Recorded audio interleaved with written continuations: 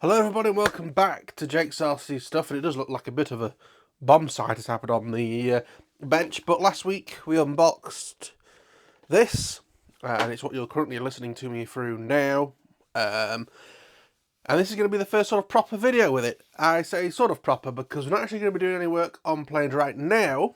I did some work off camera that I'm going to go through what I did. So not last weekend, the weekend before, on a Saturday, I had sort of a spare 45 minutes, an hour, and I decided to just come in and get something done to sort of make use and be useful during that time. There was work people going in and out, there was other people going in and out.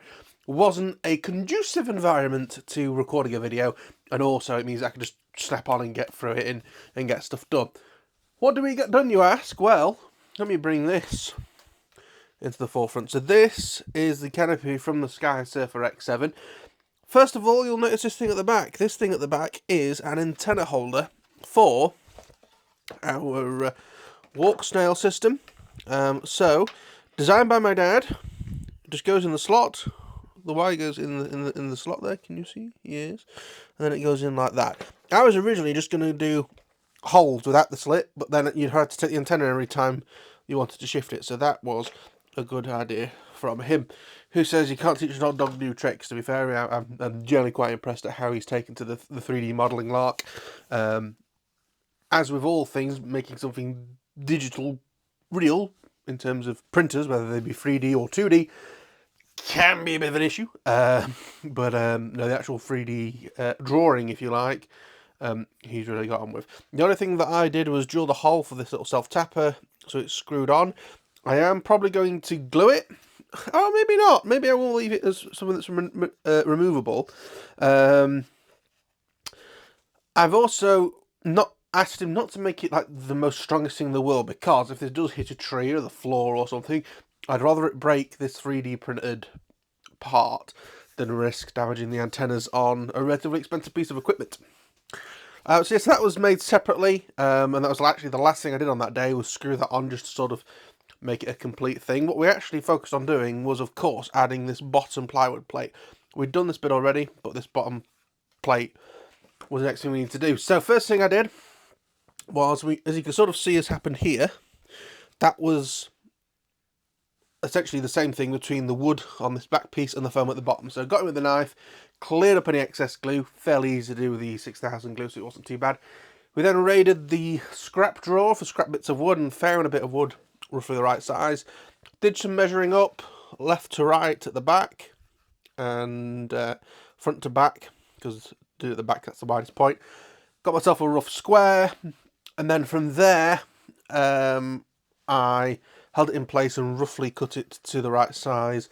You could just use a really good Stanley knife or something like that, because it's such a thin piece of plywood.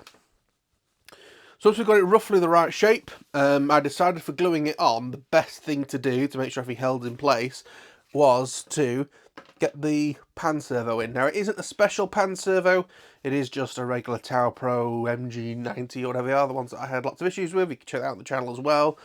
People do seem to comment out and say, I get these from AliExpress all the time, and they're fine.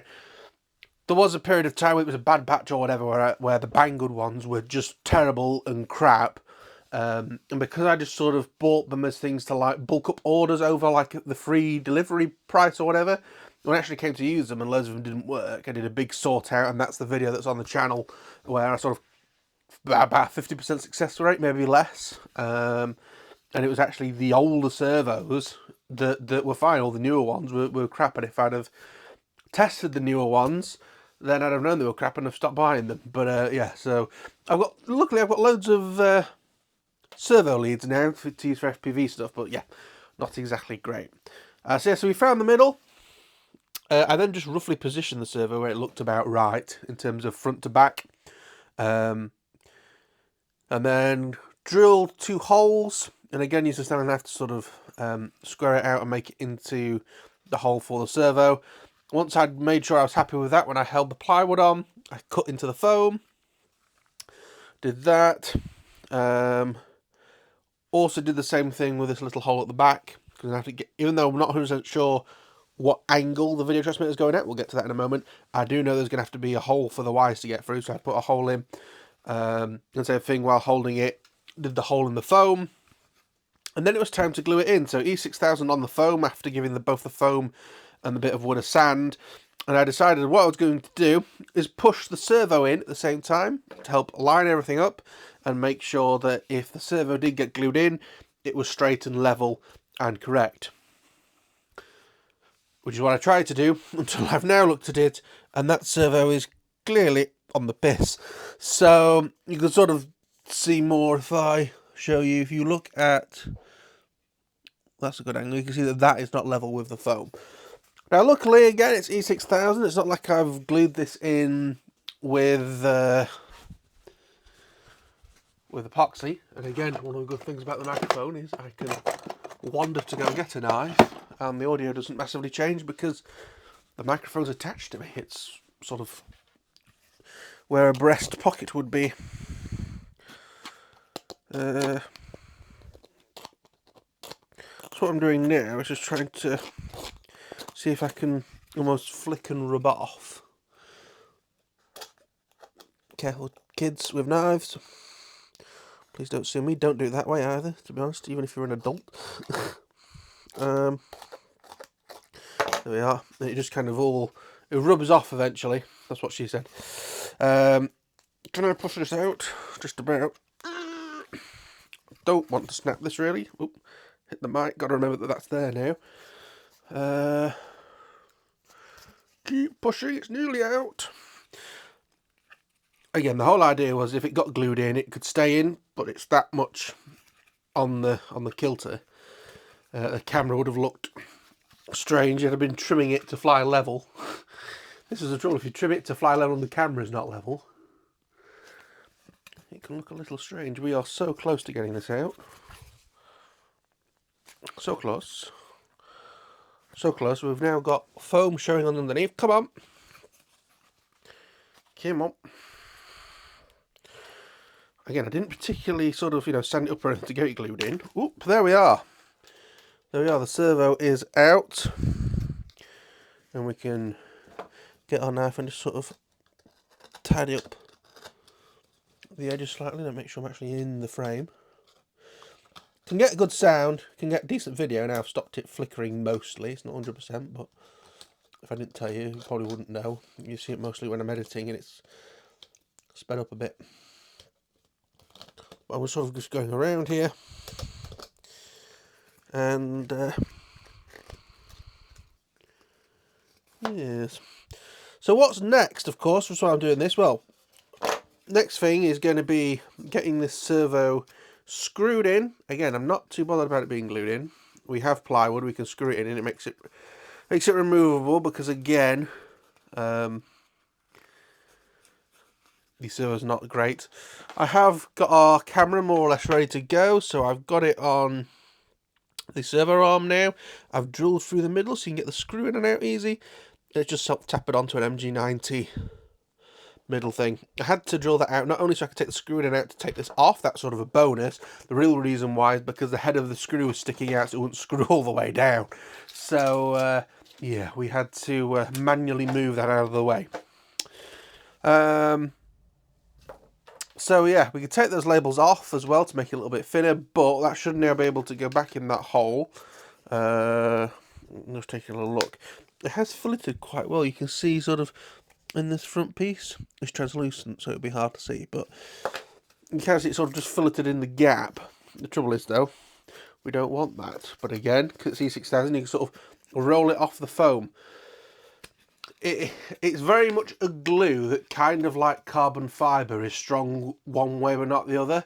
In terms of like this way, if this piece of wood is moving that way, not very good. But in terms of that way and this way, it's really hard to actually make it shift.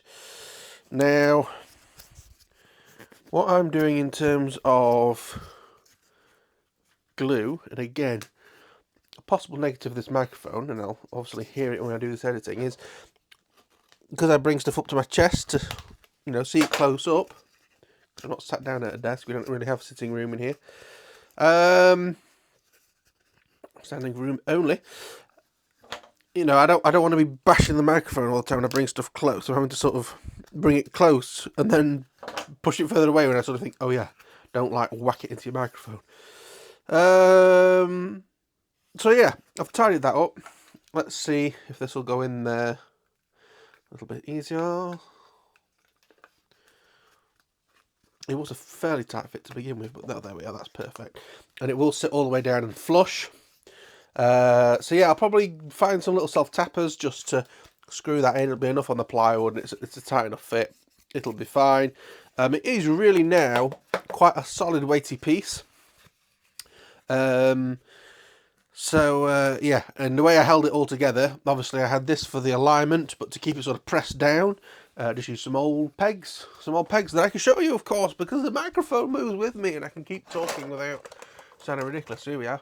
Some pegs that's probably older than me, but they still work. In fact, I'm pretty certain those ones are older than me. So what's next for this canopy? I was in two minds, because technically this bit of wood and this bit of wood aren't glued together. That's, this wood is glued to this foam, this wood is glued to this foam, but there's nothing in here. So what I was debating on doing was, again, scratching out any excess glue, so like that little blob there, and then running some Sino, some super glue, thin super glue, into the joint to help strengthen up this action, which you can see there is some. I'm not bothering about any wood on the front. There's no need. There's nothing attaching to it. And I'm not even bothered about tidying up this fillet joint here, because again, it gives it a little bit of strength. And because I'm not putting any extra glue on it, there's not much point. See, I'm thinking super thin glue in the crevice, and then that'll make it nice and strong. There is excess glue on the sides, but again, you can sort of rub at it and it'll rub off. Like so. There we are. More or less good as new. I have given it a bit of a sand. I'll give it another sand, I think. But no, that's the canopy done. So the main thing we've got to do next is I've got to put this camera on, pop like that, or a bit like that, and then we need to decide which way around this video transmitter is going to go, should I say, because I did think about that way, because then the wires connects it straight down, but then you've got sort of this weirdness going on. You could do it this way,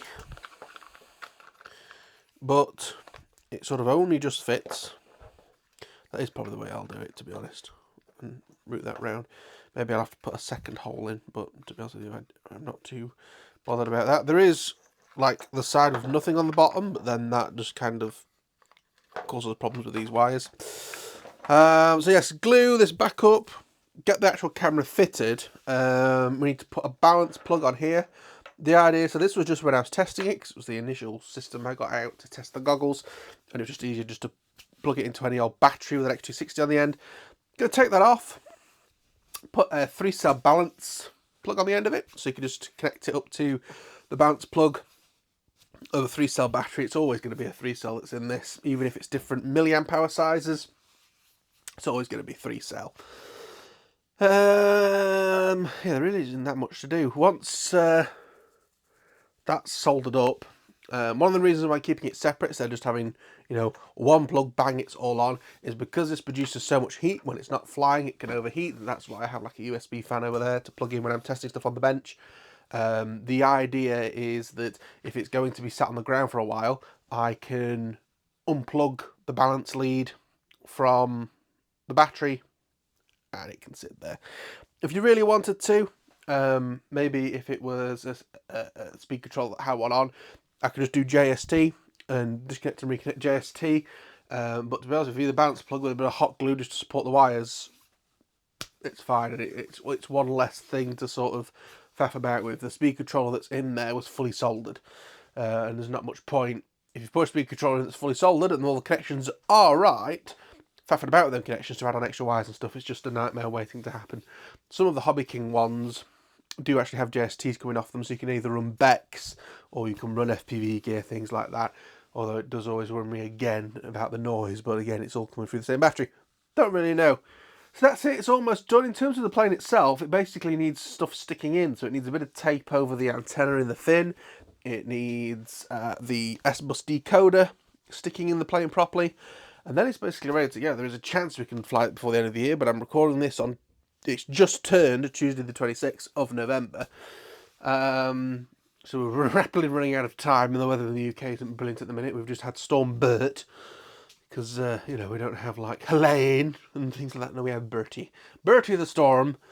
But yeah, very, very close. I'd say we're easily over 90% now, possibly 95%. Again, the only thing I've got to do on the wings is put in the aileron extension leads, but again, they're in the fuselage, and also do stickers. But yeah, that's it. I've wrapped it on in your ear for 15 minutes now. Again, any sort of feedback on the microphone would be greatly appreciated. And I did mention this in the last one, and this will be the last time I mention it. In all my videos, there is a paypal.me link. So if you've got any spare change or want to make a donation towards paying for this kit that was £100, the links are there. Feel free to send some cash over, and it'd be genuinely really, really, really appreciated. But that's it. We'll proceed onwards. I was actually having a think, because I was just in the shower, shower thoughts, about moving on soon, when this is finished, to the VTOL, the T1, what software we're going to run that on, because I don't really currently know the state of where iNav VTOL is, because it was very manual. Like, in the case of, it's in quad mode, you have to make it fly forward in quad mode to get as much speed up as you can, flick the switch and pray as it transitions, and it just seems to flick programming between quad mode and or VTOL mode and normal flying mode. Whereas, even though there's a more complicated setup, and I've never set it up before, and blah blah blah blah. Not Mavlink, what's it called? The other one, quadruplane, or whatever it's called, Ardipilot. The actual transition between the two seems a lot more managed, and I do kind of feel like, with the amount of plastic parts and the fact that they're not 3D printed, they are just from a kit that is on there, the last thing I want to do is have some weird flip going on between the two modes. So I'll look at videos and stuff and we'll decide what we're doing on that. Another thing that I've decided to do after some of the issues we had the last time we went flying in terms of like batteries and different things, is I've basically put all models on, or all the planes on a sort of need to check over before flight. There's some that I'm going to move straight back across into ready to fly. Obviously the SkySurfer will go straight on to ready to test fly at least.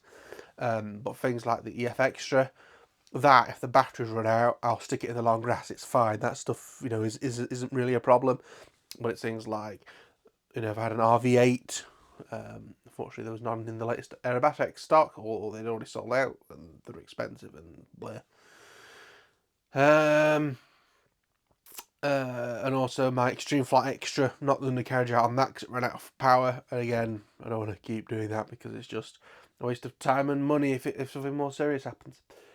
But that'll be it. I'll leave you to it. Please feel free to comment if there's anything that you want to comment or feedback or whatever. Like and subscribe. I can't remember which one I did and which one I didn't do, so please do both. Thank you for watching. I'll see you in the next one. Bye bye.